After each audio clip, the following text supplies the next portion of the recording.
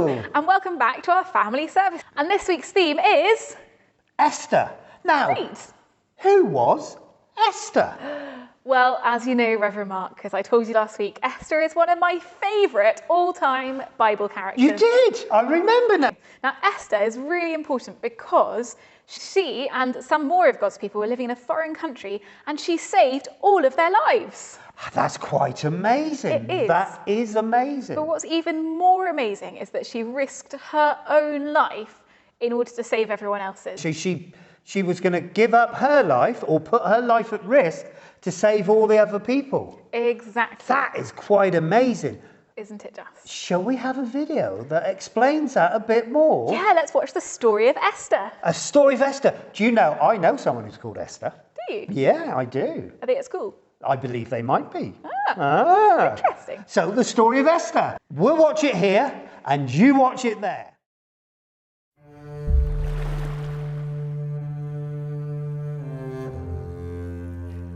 King Ahasuerus was the king of Persia. Many years earlier, when Cyrus was king, he sent some of God's people back to Judah to rebuild the temple in Jerusalem.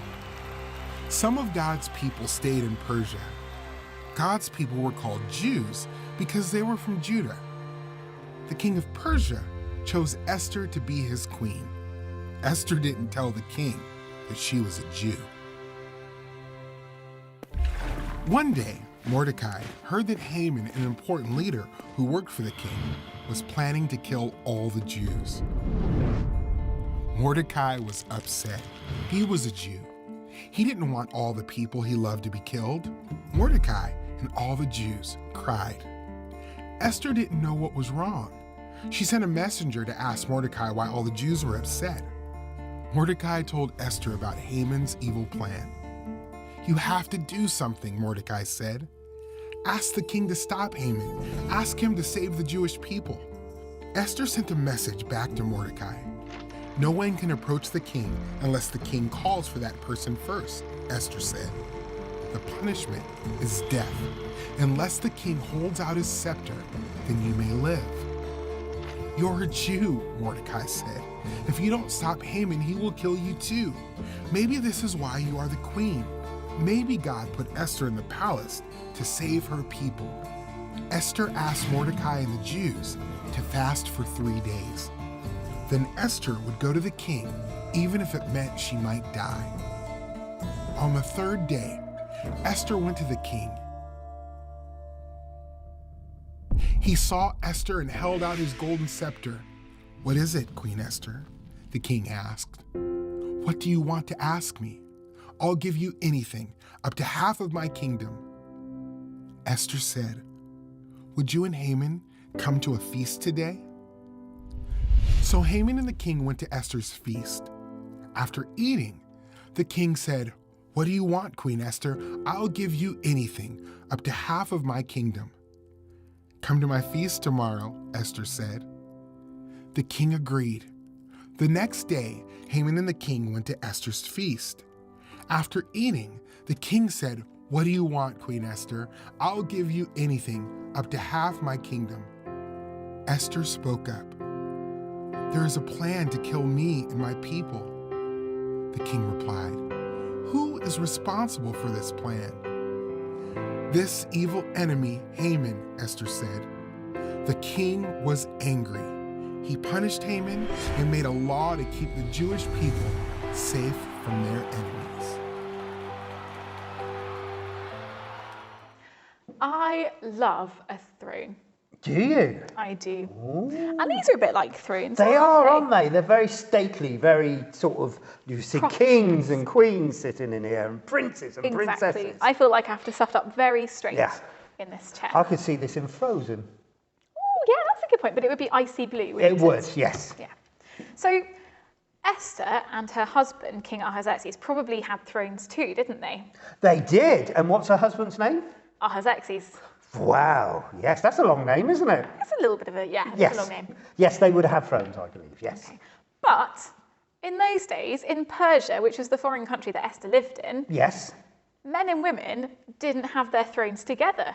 They were in completely different parts of the palace. Oh, but would they bring them together occasionally in big state things? I'm sure they did some things together, but always and only when the king said they could. When the king said. So the king had all power. All the power. He could just say something and it would happen. Yeah. And if he didn't say something could happen, it wouldn't happen. Exactly. So imagine if you were Esther and you were in a different part of the palace to the king all the time, and you hear that Haman has told the king that he wants to put all of God's chosen people in danger, Yes. and that includes you. Yes, because she's also Jewish. Yeah. So what Esther did, because she's in a completely different part of the palace, and no one could go into the king's bit of the palace without his permission. So the king had to invite you into The it. king had to invite him in. But the king didn't invite Esther in at first. She went in on her own, and that was really, really brave. It was very, very brave indeed. So Esther went into the king's palace, into his throne room, Yeah. and bowed down in front of him. And the king reached out his staff for her. And what did that mean? That meant that she was welcome to come and talk to him, Oh, how wonderful. which is nice because she was his wife. Yeah, that is true. That is true. yeah. Exactly, yeah. And so then she talked to him, and did she tell the king that he shouldn't put her people in danger? No, she was even cleverer in that. She invited the king and Haman, evil Haman, to dinner. And when they come to dinner, she asked them to dinner again. Oh, nice, lots of double meals. Very nice. Exactly. And then, eventually, she told the king at dinner with Haman that someone was threatening the lives of her people. And I bet he got very angry. He got very angry, thinking that someone was trying to kill his beautiful wife, whom he loved very much. Ah, so she saved her people. She saved her people. The king immediately declared that no one could harm God's people and sent them a royal decree.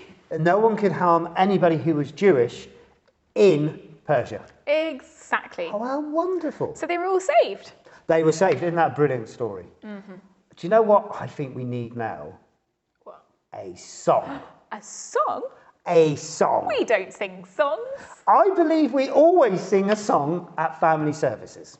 Okay, well, let's have a song and we'll sing it here and you'll sing it there and we'll see you soon.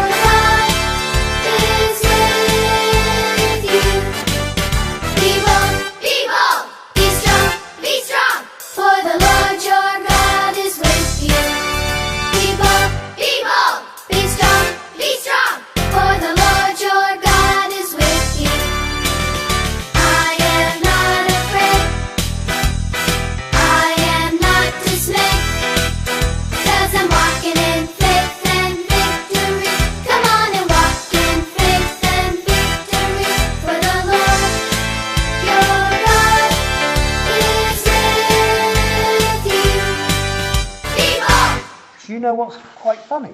What? Is that song was brilliant, and I did do some fantastic dancing, but no one saw You me. did. I know. Brilliant. I wish I dancing. caught it on camera. Yeah. But if you think about Esther, Esther put her life at risk to save all the Jewish people in Persia, Jesus, as we know because we've just finished Easter, died to save everybody in the world. Isn't that amazing? About the stories are the same. It's just Esther did it for her people, but for Jesus, everybody's his people. So he died for everybody. Exactly. Quite amazing. So it's almost like the really amazing thing that Esther did Yes. was a sign of what was going to happen when God and Jesus did it for everyone. Wow. Yeah. It was sort of showing what was going to happen. Isn't that incredible? I think we should ask Reverend Penny and say a prayer for us. That'd be wonderful, wouldn't it? Should we call for her? Yes. Reverend Penny. Reverend Penny! Hello, everyone. It's great to see you again. And hopefully it won't be too long before we can all see one another together, actually out in the open. Well, what a story about Esther. She was so brave, wasn't she? But do you know how she came to be so brave? She prayed to God, asking him to help her know what to do. And guess what? God answered her prayer. If we're worried or afraid and don't know what to do, we can pray to God like Esther did. God's always with us because he loves us so much. And he's always waiting for us to talk to him. And we talk with him by praying. So let's have a prayer now and talk with God. So close your eyes or fix your eyes on something in the room. Put your hands together. And now we're going to have our special prayer. Dear God, thank you for helping Esther and making her so brave. She was so anxious and worried, frightened like we are sometimes.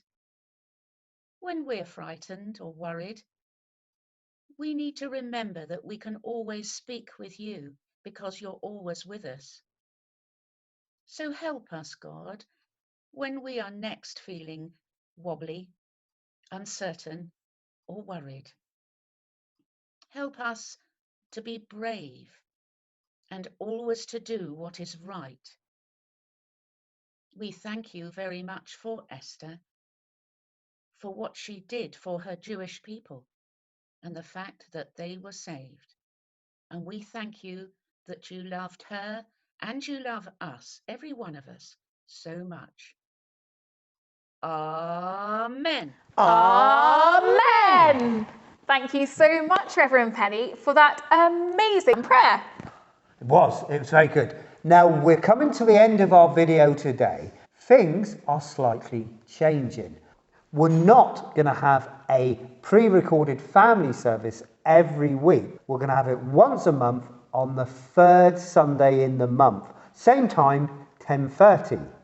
But to remind you also, we've got Messy Church by Zoom on a fourth Sunday at the month as well. And it won't be long, we hope, until we can bring back Breakfast Church. Breakfast Church, where you can have breakfast and we will be able to do some singing and hear stories. It'll be wonderful. I am really looking forward to a bacon sandwich. Bacon or sausage sandwich? Or sausage sandwich. Or vegetarian sandwich. Or vegetarian. Or even vegan sandwiches. Either way, I'm looking forward to breakfast in the church. So we'll see you soon. Bye.